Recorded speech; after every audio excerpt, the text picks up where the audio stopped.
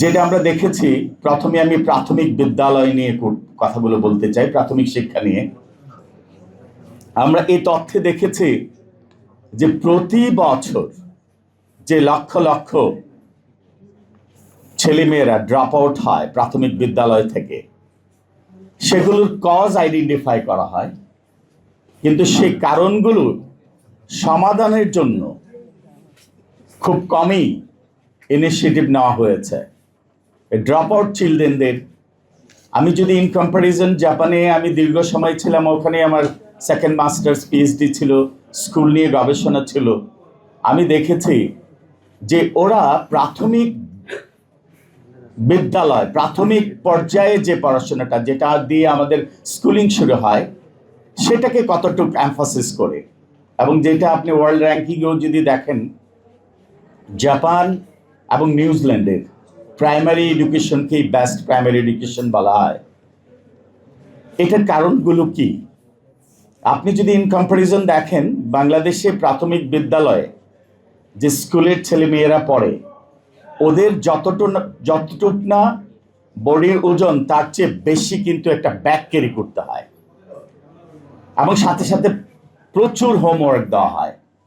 আমি ওই প্রাথমিক বিদ্যালয়ের পর্যালোচনায় দেখেছি যে ওদের কোনো হোম টাস্ক দেওয়া হয় না, যা পড়াবে স্কুলেই পড়াবে, এবং এদের এত লেসন দেওয়া হয় না। আপনি দেখেন আমাদের শুরুতেই গোড়াতেই কিন্তু গলত। আমরা প্রাথমিক বিদ্যালয়ের এবং প্রাথমিক শিক্ষার নিয়ে অনেক পর্যালোচনা হয়েছে। এই যে আমি এখানে দেখলাম যে 9 সদস্য বিশিষ্ট কমিটিও হয়েছে, কমিটিও হয়তো একটা সময় রিপোর্ট দেবে। কিন্তু যে কথাগুলো আমি বলতে চাই, যেটা প্রারম্ভিক বক্তব্যে আসলে সবগুলো বিষয় টাচ করেছে, আমি প্রারম্ভিক বক্তব্য যিনি দিয়েছেন ওনাকে ধন্যবাদ দিতে চাই। উনি বেসিক্যালি কিনোট পেপার প্রেজেন্ট করেননি, উনি সবগুলো টপিকস নিয়ে আলোচনা করেছেন প্রারম্ভিক বক্তব্যে, এবং আমি সেজন্য এটাকে প্রারম্ভিক বক্তব্যই বলতে চাই। যে কথাগুলো বলতে চাই, আমার চেয়ে যারা এগিয়ে আছে, আমি যখন কম্পারেটিভ স্টাডি করব, আমি যখন আমার পলিসি রিভিউ করব, আমাকে কিন্তু সেটার সাথে কম্পেয়ার করতে হবে। আমি জাপানের কথা কেন বলছি, আমি নিউজিল্যান্ডের কথা কেন বলছি, আমি কোরিয়ার প্রাথমিক শিক্ষার কথা কেন বলছি? কারণ ওদের প্রাথমিক শিক্ষা যেটা আমরা দেখতে পাচ্ছি, প্রাথমিক শিক্ষার ক্ষেত্রে শুরুতেই ওরা এগিয়ে গেছে। আমি যেটা বলবো যে প্রাথমিক বিদ্যালয়ে আপনি দেখেন খুব সাধারণ ব্যাপার, আমরা স্কুলে কেন সবাই ইউনিফর্ম পরি, একরকমের ড্রেস কেন পরি? যাতে কেউ বলতে না পারে, বাচ্চাদের মধ্যে এই কম্পারিজনটা আছে যে আমার এই শার্টটা ব্র্যান্ডের অ্যাডিডাস, আমারটা হচ্ছে পলো ব্র্যান্ডের, সবাই একরকম শার্ট পরছে। আমরা যখন স্কুলে স্টুডেন্ট ছিলাম, আপনি দেখেন সেম টিফিন ছিল, এখন কেন সেটা নাই? এটা কিন্তু একটা স্কুলের পলিসি হওয়া উচিত, স্কুলের সবাই এক টিফিন খাবে, যেটা আমি জাপানে দেখেছি, ইনক্লুডিং টিচার সেম টিফিন খাবে। এই যে ছোটবেলা থেকেই আপনি দেখেন, আমরা এখন আমাদের সামনে যদি কোনো খাবার রাখে, আমরা চাইলেই কিন্তু খাবারের দিকে দৃষ্টি দিব না। খুব লোভনীয় খাবার হলে হয়তো চোখটা ঘুরিয়ে নিব, কিন্তু বাচ্চারা কিন্তু লোভনীয় খাবার, একটু ডিফারেন্ট খাবার হলে ওদের চোখ চলে যায়, যেটা ছোটবেলায় আমাদের ছিল। স্কুলে যে এই টিফিনের ভিন্নতা, এটা কিন্তু ছোটবেলা থেকেই বৈষম্য করে। আমি যেটা দেখেছি জাপানের স্কুলগুলোতে সেম টিফিন, এটা কিন্তু প্রাথমিক বিদ্যালয়ের, আমি বলবো প্রাথমিক শিক্ষার একটা পলিসিতে আসা উচিত। সেম টিফিন, সবাই একই খাবার খাবে, স্কুলে যখন যাবে সেম ইউনিফর্ম যেমন পরবে, সেম টিফিন খাবে।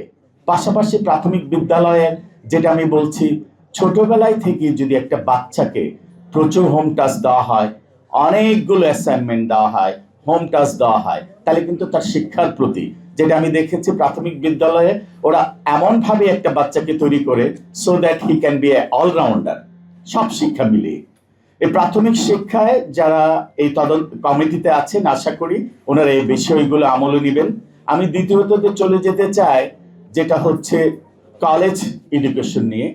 আপনারা জানেন এই অন্তর্বর্তীকালীন সরকার আসার পর জাতীয় সরকারের বিশ্ববিদ্যালয়ের অধীন যে কলেজগুলো আছে, যেখানে আগে একজন গভর্নিং বডির সভাপতি হওয়ার জন্য মিনিমাম শিক্ষাগত যোগ্যতা ছিল সম্ভবত এসএসসি, এই অন্তর্বর্তীকালীন সরকার আসার পর স্কুলের ন্যূনতম শিক্ষাগত যোগ্যতা দিয়েছে স্নাতক এবং কলেজে দিয়েছে স্নাতকোত্তর মাস্টার্স। এটা একটা পজিটিভ ট্রেন্ড, আমি বলবো যে একটা ভালো। পাশাপাশি যে জিনিসটা আমলে নেওয়া উচিত, শুধুমাত্র স্নাতক এবং স্নাতকোত্তর ডিগ্রি দিয়েই না, উনি কি শিক্ষার সাথে সংশ্লিষ্ট আছে কিনা। কারণ আমি যেটা জানি, একটা গভর্নিং বডি, আমি ব্যক্তিগতভাবে একটা কলেজের গভর্নিং বডির সভাপতির দায়িত্ব পালন করছি। এখানে প্রিন্সিপাল সহ প্রত্যেক শিক্ষককে কিন্তু আলটিমেটলি সুপারভাইজ করতে হয়। শিক্ষার সাথে সংশ্লিষ্ট কেউ না থাকলে উনি কিন্তু সুপারভাইজ করতে পারবেন না।